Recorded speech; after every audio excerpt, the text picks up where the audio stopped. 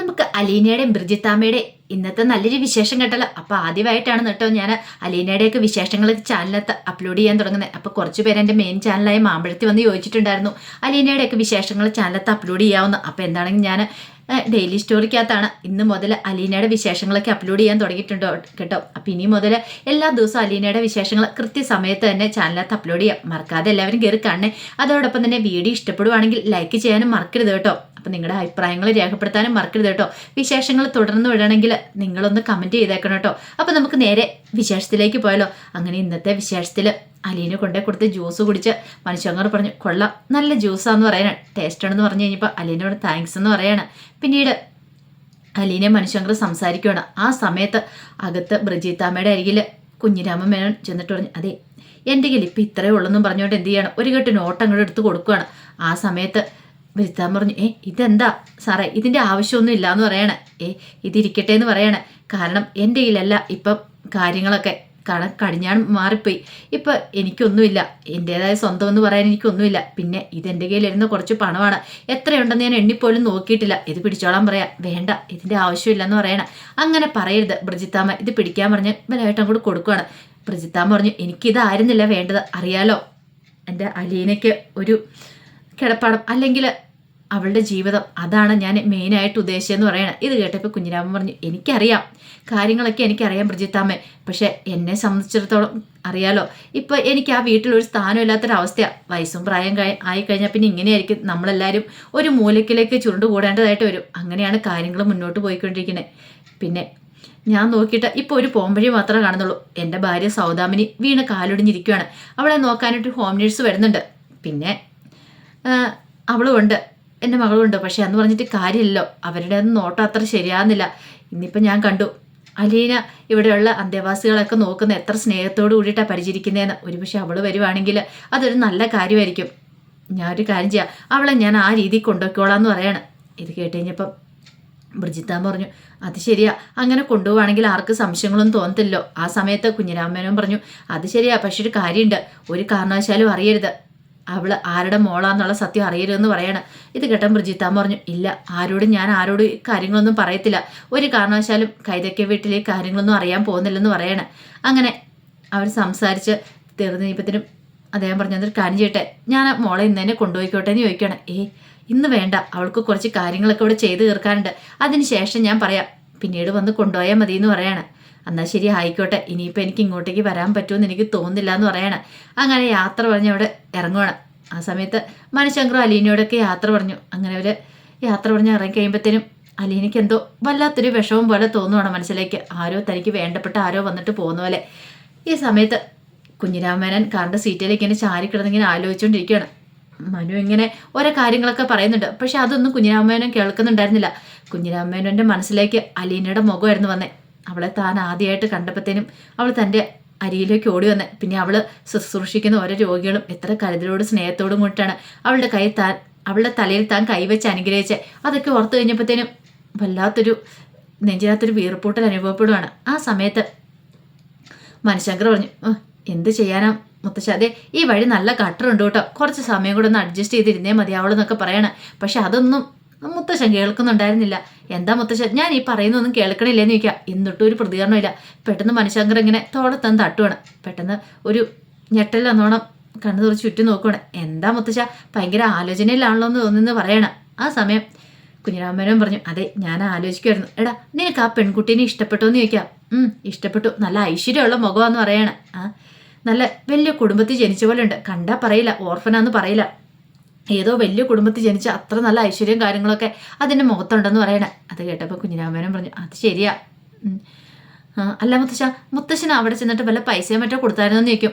കുറച്ച് പൈസ കൊടുത്തു, എൻ്റെ കയ്യിൽ എവിടുന്നാണ് അധികം ക്യാഷ് ഇരിക്കുന്നത്, ഉള്ള പൈസ കൊടുത്തെന്ന് പറയാം. എൻ്റെ മുത്തശ്ശ അങ്ങനെയാണ് എന്നോട് ചോദിക്കാൻ മേലായിരുന്നോ, ഞാൻ കൊടുക്കില്ലായിരുന്നു എന്ന് ചോദിക്കുകയാണ്. നിനക്ക് എത്ര കൊടുക്കാൻ പറ്റും, മുത്തശ്ശൻ പറഞ്ഞാൽ മതി. അല്ല മുത്തശ്ശൻ എന്താ അവർക്ക് പൈസ വല്ലതും കൊടുക്കാനോ വല്ല കടങ്ങൾ എന്തെങ്കിലും ഉണ്ടോ എന്ന് ചോദിക്കും. ഇത് കേട്ടതും കുഞ്ഞിരാമേനും പറഞ്ഞു, കടവോ, കൊടുത്താൽ തീരുന്ന കടമല്ല അവരുടെ എന്ന് പറയാം. അതെന്താ മുത്തശ്ശ അങ്ങനെ പറഞ്ഞേ, ചില കടങ്ങളൊക്കെ നമുക്ക് കൊടുത്താൽ നമുക്ക് ഒരിക്കലും കൊടുത്തു തീർക്കാൻ പറ്റാത്ത കടങ്ങളുണ്ടെന്ന് പറയണം. അത് കേട്ടാൽ മനുഷ്യങ്ങളൊന്നും മനസ്സിലായില്ല. അല്ല നമുക്ക് അവളെയും കൂടെ ദത്തെടുത്താലോ എന്ന് ചോദിക്കുക. ഇത് കേട്ട് കഴിഞ്ഞപ്പോൾ മനുഷ്യൻ ചോദിച്ചു, ദത്തെടുക്കാനോ? ഇതെന്താ മുത്തശ്ശൻ എങ്ങനെ പറയുന്നത്? നമ്മുടെ വീട്ടിൽ ആവശ്യത്തിന് വെച്ചും കുട്ടികളുണ്ടല്ലോ, പെണ്ണായിട്ടും ആണായിട്ടും എല്ലാം ഉണ്ടല്ലോ, പിന്നെ എന്തിനാ ഇനി അവളെയും കൂടെ ദത്തെടുക്കണമെന്ന് ചോദിക്കുക. വീട്ടിലറിഞ്ഞ് സമ്മതിക്കുമെന്ന് തോന്നുന്നുണ്ടോ? മുത്തശ്ശന് ഭ്രാന്താന്നോ പറയുള്ളൂ ഈ വയസ്സുകാലത്ത്. ഇത് കേട്ട് കഴിഞ്ഞപ്പം മുത്തശ്ശൻ പറഞ്ഞു, എടാ മോനെ, അതല്ല, ദത്തെടുത്ത കാര്യം നമ്മൾ മാത്രം അറിഞ്ഞാൽ മതി. ഇപ്പം നമ്മൾ അവളെ വീട്ടിലേക്ക് കൊണ്ടിരുന്നേ സൗദാമിനിയെ നോക്കാനായിട്ടാണ്. സൗദാമിനിയെ നോക്കുന്ന ഹോം നേഴ്സ് അത്ര ശരിയല്ലെന്ന് പറയണം. അതെനിക്കും തോന്നിയിട്ടുണ്ട് മുത്തശ്ശ, ശരിക്കും നോക്കുന്നില്ല. അമ്മയാണെങ്കിലും ശരിക്കും നോക്കാറ് പോലും ഇല്ലെന്ന് പറയണം. അതാ ഞാൻ പറഞ്ഞേ. അതുകൊണ്ട് ഞാൻ നോക്കിയിട്ട് അവളെ കൊണ്ടുവരുവാണെങ്കിൽ ആ പേര് നിർത്താലോ എന്ന് പറയണം. ഇനിയിപ്പോൾ അവിടുത്തെ ബ്രിജിത്താമ്മയ്ക്ക് അതേ കാലമൊന്നും ഇല്ല. അതുകൊണ്ട് അവിടെയുള്ള ഓരോ ആൾക്കാരെ ഓരോ സ്ഥലത്തേക്ക് മാറ്റിക്കൊണ്ടിരിക്കുകയെന്ന് പറയണം. അങ്ങനെയാണെങ്കിൽ ഒരു കാര്യം നോക്കാം, മുത്തശ്ശൻ ഇങ്ങോട്ട് കൂട്ടിക്കൊണ്ട് വന്നാൽ പോരായിരുന്നു ഇപ്പം തന്നെ. ഇപ്പോൾ വരാൻ പറ്റില്ലെന്നാ പറഞ്ഞേ. പിന്നെ അവൾ വരാമെന്നാ പറഞ്ഞേ എന്ന് പറയണം. എന്നാൽ ശരി, അങ്ങനെ ആയിക്കോട്ടെ എന്ന് പറയണം. അങ്ങനെ അവരങ്ങോട്ടേക്ക് പോവുകയാണ്. ആ സമയത്ത് ബ്രിജിത്താമ്മയുടെ കാലൊക്കെ നീര് കയറിട്ടുണ്ടായിരുന്നു. കാലൊക്കെ തടവി കൊടുത്തോണ്ടിരിക്കുകയാണ് അലീന. ബ്രിജിത്താമ്മ ഇങ്ങനെ പത് കിടക്കുവാണ്. പിന്നീട് ഞെന്തി, മമ്മിയുടെ കാലിൽ നല്ല നീരുണ്ട് കേട്ടോ എന്ന് പറയണം. അതൊന്നും കുഴപ്പമില്ല മോളെ, അതൊക്കെ ഉണ്ടാവും എന്ന് പറയണം. അല്ല മമ്മി, ഇന്ന് വന്നത് ആരാന്ന് ചോദിക്കുകയാണ്. എനിക്കെന്തോ ഒരു അടുപ്പമുള്ള പോലെ തോന്നുന്നുണ്ട്. ആ മുത്തശ്ശൻ വന്ന് എൻ്റെ തലയെ കൈവച്ച് അനുഗ്രഹിച്ച് കഴിഞ്ഞപ്പോൾ എനിക്കെന്തോ ശരീരത്തോടെ ഒരു വിറയിൽ വരുന്ന പോലെ എനിക്ക് തോന്നി. പക്ഷെ ഇതിനു മുമ്പ് ഇങ്ങനെയൊക്കെ ഒന്നും എനിക്ക് അനുഭവം ഉണ്ടായിട്ടില്ലെന്ന് പറയണം. അത് കേട്ടപ്പോൾ ബ്രിജിത്താമ്മയ്ക്ക് കാര്യം മനസ്സിലായി. ബ്രിജിത്താമ്മ പതുക്കെ എഴുന്നേറ്റ് അവിടെ എന്നിട്ട് പറഞ്ഞു, അതെ, ഇന്ന് വന്ന് ആരാന്നല്ലേ മോള് ചോദിച്ചേ? ഞാൻ പറഞ്ഞല്ലോ, കൊല്ലപ്പള്ളി കൈതയ്ക്ക വീട്ടിൽ കുഞ്ഞിരാമേനോനാന്ന് പറയണം. ഇത് കേട്ട് കഴിഞ്ഞപ്പോൾ തന്നെ ചോദിച്ചു, കൈതക്കൽ വീടോ? വലിയ വീടും കാര്യങ്ങളൊക്കെയാണോ? അദ്ദേഹം എന്തിനാ അവിടെ നിന്ന് ഇവിടെ കാണാൻ വന്നേന്ന് ചോദിക്കുകയാണ്. അല്ല, എനിക്കെന്താ അങ്ങനെ പെട്ടെന്ന് തലയെ കൈവച്ച് ആ മുത്തശ്ശൻ അനുഗ്രഹിച്ചപ്പോൾ ഒരു വിറയിൽ അനുഭവപ്പെട്ടെന്ന് ചോദിക്കുക. ഇത് കേട്ട് കഴിഞ്ഞപ്പോഴത്തേനും പറഞ്ഞു, മോൾ എന്നോട് പലവട്ടം ചോദിച്ചിട്ടില്ലേ എൻ്റെ അച്ഛനാരാ അമ്മയാരാ എന്നൊക്കെ ചോദിച്ചിട്ടില്ലേ? ഇത് കേട്ടപ്പോൾ അലീന പറഞ്ഞു, ഉണ്ടെന്ന് പറയണം. അങ്ങനെയാണെങ്കിൽ മോള് അനാഥയല്ല, മോൾക്കും വീടും വീട്ടുകാരും ആൾക്കാരും ഒക്കെ ഉണ്ടെന്ന് പറയണേ. സത്യമാണോ മമ്മി പറയണമെന്ന് ചോദിക്കും. അതെ, ഇന്ന് വന്ന ആ കുഞ്ഞിരാമേനോനില്ലേ, അത് മോളുടെ മുത്തശ്ശനാണ്, ഗ്രാൻഡ് ഫാദറാന്ന് പറയണം. ഇത് കേട്ടപ്പോൾ അലീനൊരു ഞെട്ടലുണ്ടായി. എന്താ പറയണേന്ന് ചോദിക്കും. മമ്മി എന്താ പറയണേ? സത്യം മോളെ പറയണേ, അദ്ദേഹത്തിൻ്റെ മോളാണ് നീ എന്ന് പറയണം. ഇത് കേട്ടപ്പോൾ അലീനൊരു വിറയിലൊക്കെ ഉണ്ടായി. അലീന പറഞ്ഞു, എന്നിട്ട് എന്താ മമ്മി ഞാനിവിടെയെന്ന് ചോദിക്കാം. ചില കാര്യങ്ങളൊക്കെ നമ്മൾ മനസ്സിൽ തന്നെ മൂടി വെക്കണം, അറിയാലോ. അങ്ങോട്ടേക്ക് മോളെ വിടാനാണ് ഞാൻ ഉദ്ദേശിച്ചിരിക്കുന്നത്. ഇപ്പോൾ വന്ന കുഞ്ഞിരാമേനൻ്റെ ഭാര്യ വീണ് കിടക്കുകയാണ്. മോൾ അങ്ങോട്ടേക്ക് പോകണം, അവിടെ ചെല്ലണമെന്ന് പറയാം. അത് മമ്മി ഞാൻ പറഞ്ഞല്ലോ. പക്ഷെ അവിടെ ചെന്ന് കഴിഞ്ഞാൽ ഒരിക്കലും അവിടെ ആരും അറിയാനായിട്ട് പാടില്ല. മോൾ അവിടുത്തെ അംഗമാണെന്നുള്ള കാര്യം ഒരിക്കലും ആരും അറിയാൻ പാടില്ല. കുഞ്ഞിരാമേനോനോട് ഞാൻ കാര്യങ്ങളൊക്കെ സംസാരിച്ചിട്ടുണ്ടെന്ന് പറയണം. ഇത് കേട്ടപ്പോൾ അലീനയ്ക്ക് ഭയങ്കര വിഷമമായിപ്പോയി. അലീന പറഞ്ഞു, അപ്പം എനിക്കൊരു അമ്മയുണ്ടല്ലേ, എനിക്ക് എൻ്റെ അമ്മയെ കാണാമല്ലേ, സംസാരിക്കാം, തൊട്ട് നോക്കാമല്ലേ എന്നൊക്കെ ചോദിക്കാം. അതെ, അതിനൊക്കെ സാധിക്കും. പക്ഷെ ഒരു കാര്യമുണ്ട്, അവരൊരു കാരണവശാലും അറിയാൻ പാടില്ല നീ അവരുടെ മോളാന്നുള്ള കാര്യം. അതറിഞ്ഞിട്ടുണ്ടെങ്കിൽ ആ കുടുംബം തന്നെ ഇല്ലാതാകും, അറിയാലോ. ആ കുടുംബത്തിൽ നീ ഇല്ല, നീ മരിച്ചു പോയെന്ന് കരുതിയിട്ട് അവരെല്ലാവരും ഇരിക്കുന്നത്. നീ ഉണ്ടെന്നറിഞ്ഞിട്ടുണ്ടെങ്കിൽ ആ കുടുംബം ചിന്ന ഭിന്നമായി പോകുമെന്ന് പറയണം. ഇത് കേട്ട് കഴിഞ്ഞപ്പോൾ അലീനയ്ക്ക് സഹിച്ചില്ല. അലീന ചോദിച്ചു, അതെന്താ മമ്മി അങ്ങനെയെന്ന് ചോദിക്കുക. അതങ്ങനെയാണ്, പല കാര്യങ്ങളും അങ്ങനെയുണ്ട്. ഇപ്പം നീ ഇത്ര മാത്രം അറിഞ്ഞാൽ മതി. പിന്നെ നീ എനിക്ക് സത്യം ചെയ്തു തരാൻ പറയാണ്. എന്തിനാ മമ്മീന്ന് ചോദിക്കുകയാണ്. ആ കയ്യും കൂടെ മേടിച്ച് സത്യം ചെയ്യിക്കുകയാണ്. ഒരു കാരണവശാലും നീ അത് അവിടെ ചെന്ന് അവരോട് ആരോടും പറയരുത്, നീ സത്യം ചെയ്തു തരണമെന്ന് പറയണം. അങ്ങനെ വാക്ക് കൊടുക്കുകയാണ്. അലീനയ്ക്ക് വാക്ക് കൊടുക്കാതിരിക്കാൻ പറ്റില്ലായിരുന്നു. അലീനയുടെ മനസ്സിലേക്ക് ആ മുത്തശ്ശൻ വന്ന് തൻ്റെ തലയിൽ കൈ വെച്ച് അനുഗ്രഹിച്ചു അയാളുടെ കാര്യങ്ങളെല്ലാം ഓർമ്മയിലേക്കൂടെ ഇങ്ങനെ കടന്നു പോവാണ്.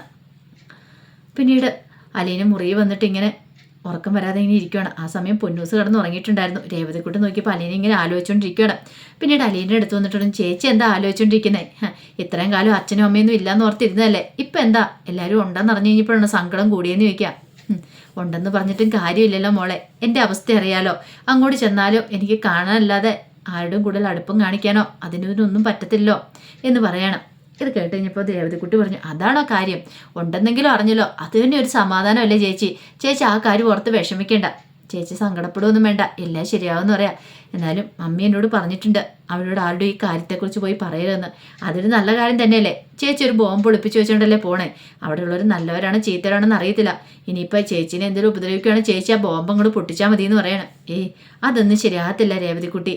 കാരണം ഞാൻ ബ്രിജിത്താമ്മയ്ക്ക് വാക്ക് കൊടുത്തിരിക്കുന്നതല്ലേ, അല്ലെങ്കിൽ എനിക്ക് എൻ്റെ ആവശ്യമൊന്നുമില്ല. എൻ്റെ അമ്മയൊന്ന് കാണണം, അത്ര മാത്രമേ ഉള്ളൂ എൻ്റെ മനസ്സിൽ ആഗ്രഹം.